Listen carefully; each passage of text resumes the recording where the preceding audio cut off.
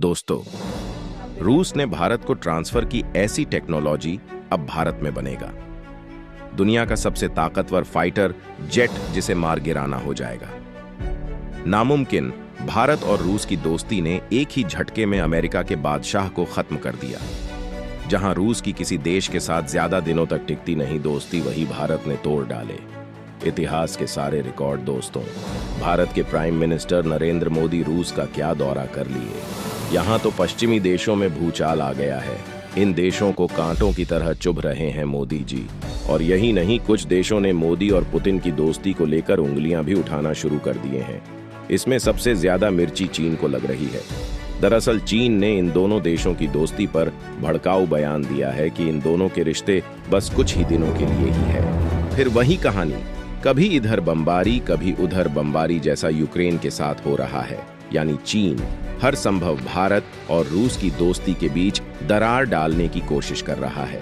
भारत और रूस के बीच एक ऐसी दीवार खड़ी करना चाहता है जो रूस और भारत को हमेशा के लिए अलग कर दे।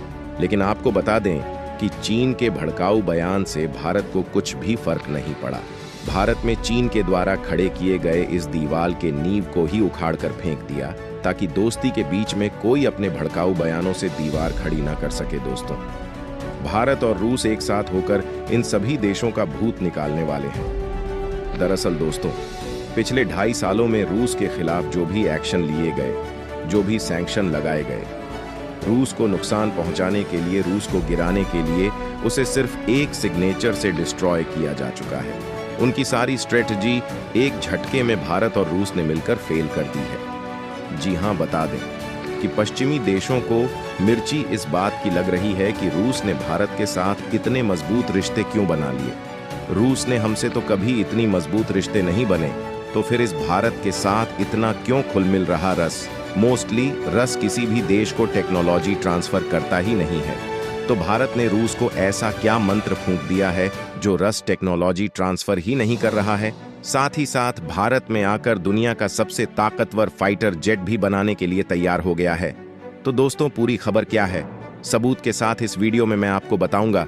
लेकिन उससे पहले भारत और रूस की पक्की दोस्ती के लिए इस वीडियो पर एक लाइक तो बनता है। फटाफट वीडियो को लाइक कर दीजिए। दरअसल आप वीडियो के स्क्रीन पर देखिए, एक खबर सामने निकाल कर आ रही है। दरअसल 2 दिन पहले पीएम मोदी का रूस दौरा हुआ था। उसे दौरान बहुत सारी डील और बहुत ही बड़ी बड़ी डील हुई, और दिल की डिटेल्स अब एक एक करके निकाल कर सामने आ रही है। और आज इन्हीं में से एक ऐसी डील की खबर सामने आई है जिसे देखकर आपका सीना गर्व से चौड़ा हो जाएगा, और आप एक डिप्लोमेटिक मास्टर क्लास है। अब क्या है ये डील, तो आपको बता दें। दरअसल भारत और रस मिलाकर सुखोई फाइटर जेट को भारत में बनाएंगे, मैन्युफैक्चर करेंगे और फिर उसे दूसरे देशों को बेचेंगे, और जो भी इसे प्रॉफिट होगा दोनों देश आपस में मिलकर बांट लेंगे। अब आप कहोगे इसमें कौन सी बड़ी बात है, ऐसी डील तो भारत और रूस ने पहले भी करी है। तो बड़ी बात है, दरअसल स्टील के पीछे जो पूरी कहानी है वह आप जान लीजिए। आप खुद समझ जाओगे कि क्यों यह बड़ी बात है।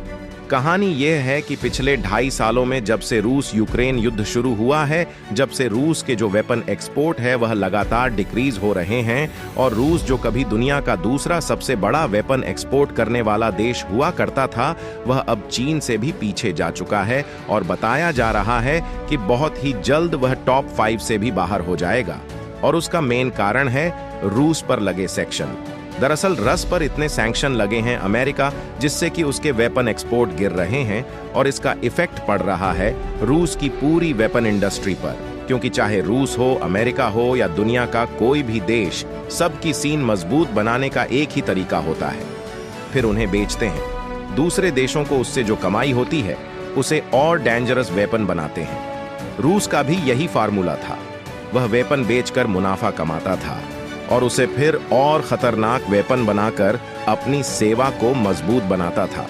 लेकिन अब क्योंकि उसके पास ही मुनाफा नहीं आ रहा है, तो उसका नुकसान भी हो रहा है। और साथ ही यह भी ध्यान रखिए कि जब आप किसी देश को वेपन बेचते हैं तो उसे देश के साथ आपके रिलेशनशिप भी मजबूत होते हैं। ऐसे में रूस के एसोसिएट देशों की संख्या भी घट रही है। इस चीज को लेकर पश्चिमी देश और खास करके अमेरिका अपनी खूब पीठ थपथपा रहे थे।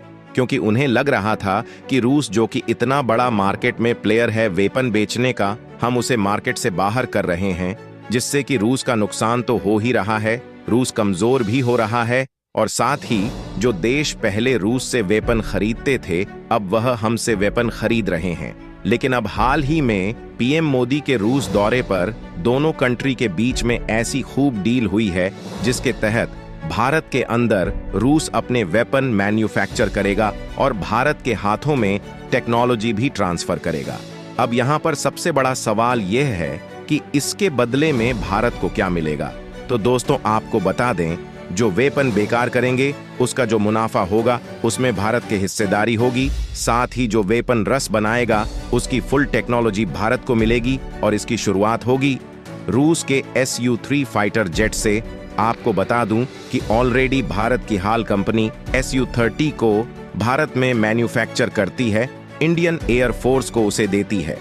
लेकिन रूस ने अभी हमें सिर्फ इंडियन एयर फोर्स के लिए सुखोई 30 को भारत में बनाने का लाइसेंस दिया था, लेकिन अब जो लाइसेंस रूल्स देगा वह हमें फुल टेक्नोलॉजी रूस ने नहीं दी है। उसकी बहुत सारी स्पेयर पार्ट टेक्नोलॉजी रस से हम इंपोर्ट करते हैं और फिर भारत में बन रही सुखोई में उसे लगते हैं, लेकिन अब रूस वह 100% टेक्नोलॉजी भी भारत को देने को तैयार है, यानी कि भारत को टेक्नोलॉजी मिलेगी, भारत को मुनाफा मिलेगा और भारत के जो एक्सपोर्ट है वेपन्स के वह नेक्स्ट लेवल पर पहुंच जाएंगे। लेकिन उससे भी बड़ी बात है, भारत इन वेपन एक्सपोर्ट से उन कंट्रीज को अपने पाली में ले आएगा जो अभी तक भारत से संपर्क में नहीं थे।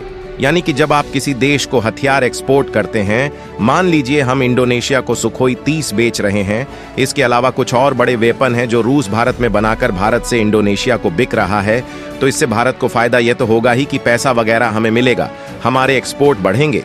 उससे भी बड़ा फायदा ये होगा कि इंडोनेशिया आने वाले 30 से 40 सालों के लिए भारत पर डिपेंडेंट हो जाएगा। अगर उसे ये सुखोई चलाने हैं या बाकी के वेपन चलाने हैं 30 से 40 सालों के लिए, तो उसे भारत से स्पेयर पार्ट चाहिए होंगे, भारत से अलग प्रकार की सर्विसिंग मेंटेनेंस की सर्विस चाहिए होगी। इसके लिए उसकी मजबूरी होगी कि वह भारत से अच्छे रिलेशनशिप बनाकर रखें। तो दोस्तों आपको क्या लगता है, कमेंट करके जरूर बताना। जय हिंद, जय भारत।